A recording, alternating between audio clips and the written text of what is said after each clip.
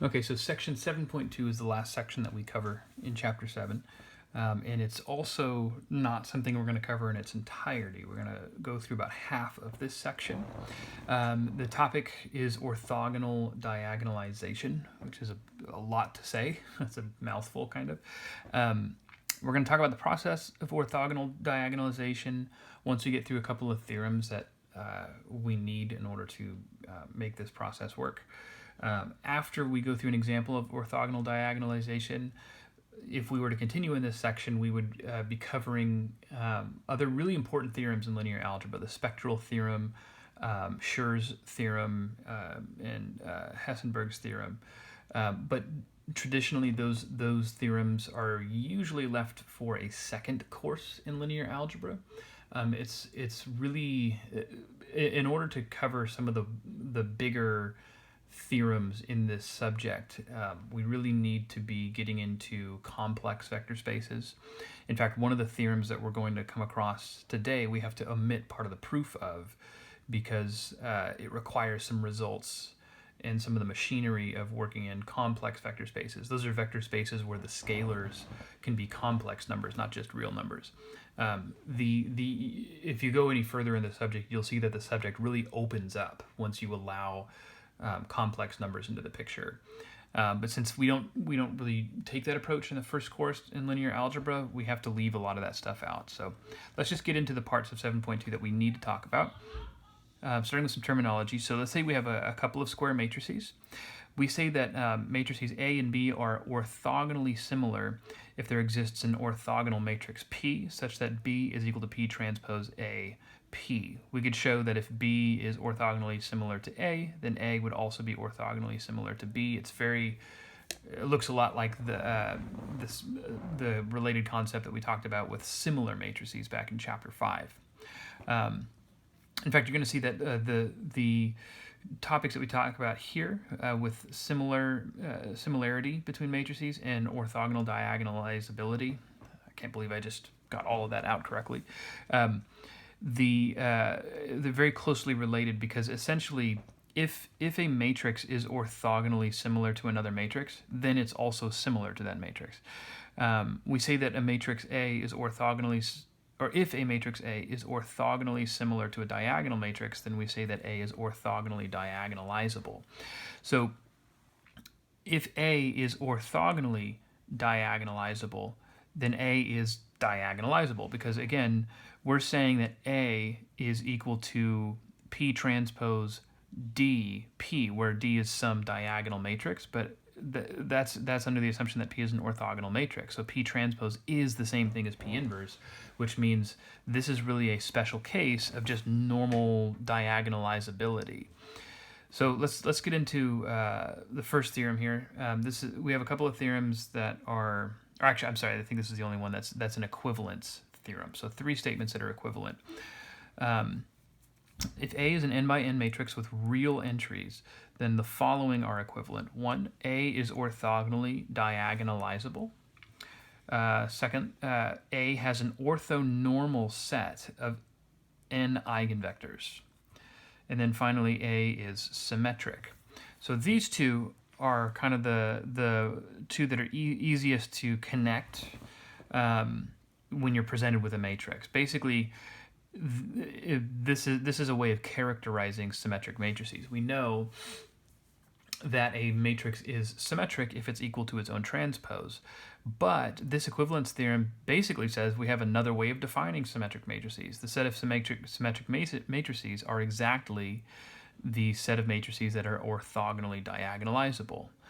Okay, so part of this theorem we can't prove in this course. And I'll talk about that when I get to it. But the way we're going to prove this is we're going to prove that A implies B and that B implies A, so that we're starting with these first 2 statements being equivalent. Then we're going to show that A implies C, and if we could show that C implies A, that gives us all the equivalences we need to say that all 3 of these statements are equivalent. But C implies A is the one that we're not going to be able to prove with what we have right now. So let's start with the first part. If A is orthogonally diagonalizable, then A has an orthonormal set of n eigenvectors. We want to prove that first.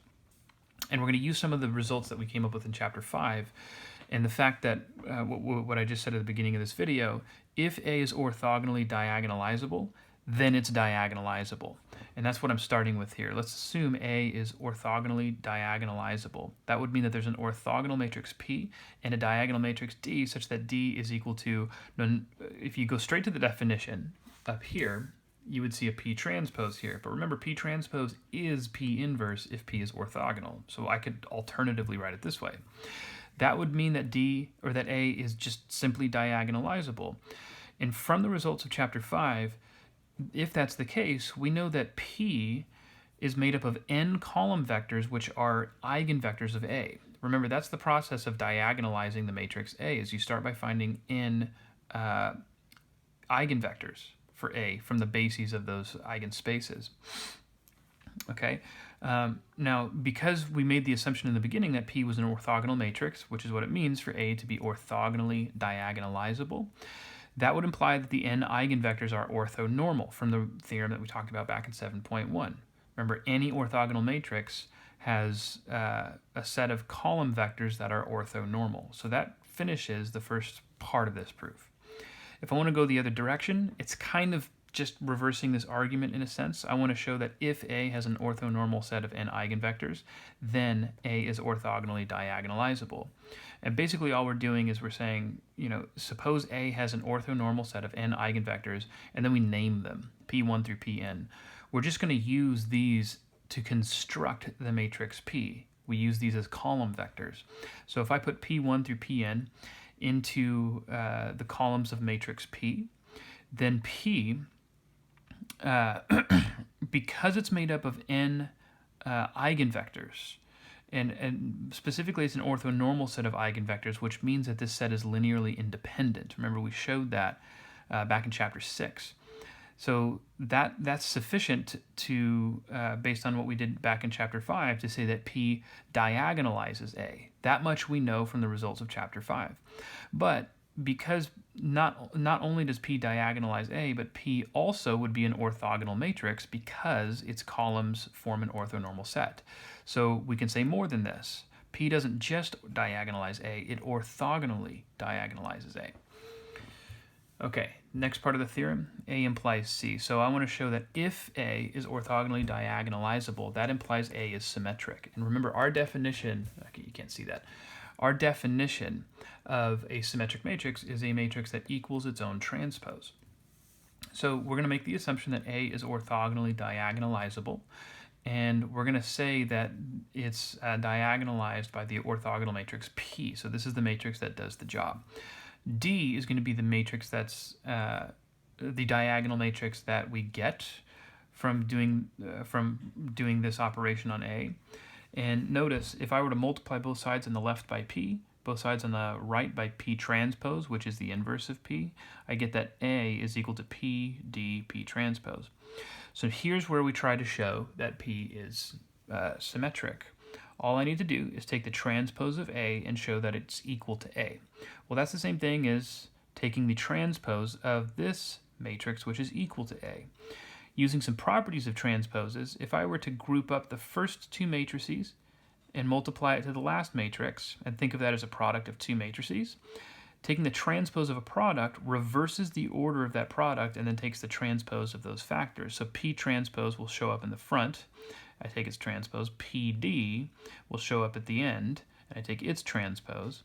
Now the transpose of a transpose is the matrix that we started with P, and PD transpose would be D transpose P transpose. Now I'm actually missing one little step here. This is equal to PD P transpose. Okay, and the reason I know that is because a diagonal matrix is always symmetric. Remember, a diagonal matrix has zeros off of its main diagonal, and those are the only entries that change position when you take the transpose of a matrix. So the zeros are just being swapped for other zeros in the case of a diagonal matrix. That means D transpose is equal to D. But this expression was equal to A, and that finishes this part of the proof. A transpose equals A. Therefore, A is symmetric. The process of proving that C implies A If you look in your book, it'll say this is beyond the scope of this course. However, they outline a proof in the exercises. I'm not assigning those exercises, but you're welcome to look at them if you want to. I forget exactly what the problem numbers were. It's a very involved proof, and it involves using partitioned matrices, and it's not really necessary for you at this point to go and prove that. But this is an important theorem. It is important that symmetric matrices are equivalent to orthogonally diagonalizable matrices, so we at least need to know this fact, okay? Even if we aren't going to prove it here. Let's hit another theorem. It says that if A is a symmetric matrix, which now our focus is on symmetric matrices since we know that these are the kind of matrices that are orthogonally diagonalizable, then we have these two properties. One, the eigenvalues of A are all real numbers.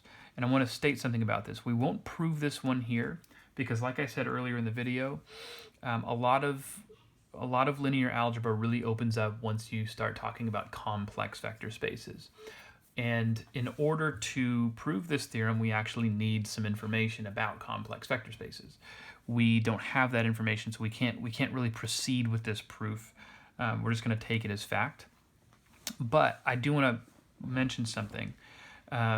You may look at this and not be all that surprised or anything by it. You may look at this and think, well, aren't eigenvalues always real numbers? And the answer is not at all. A lot of the examples, in fact, all of the examples we have looked at so far, the eigenvalues have been real numbers, and that's only because those examples have been very carefully selected. In general, eigenvalues don't need to be real numbers. They can be complex numbers.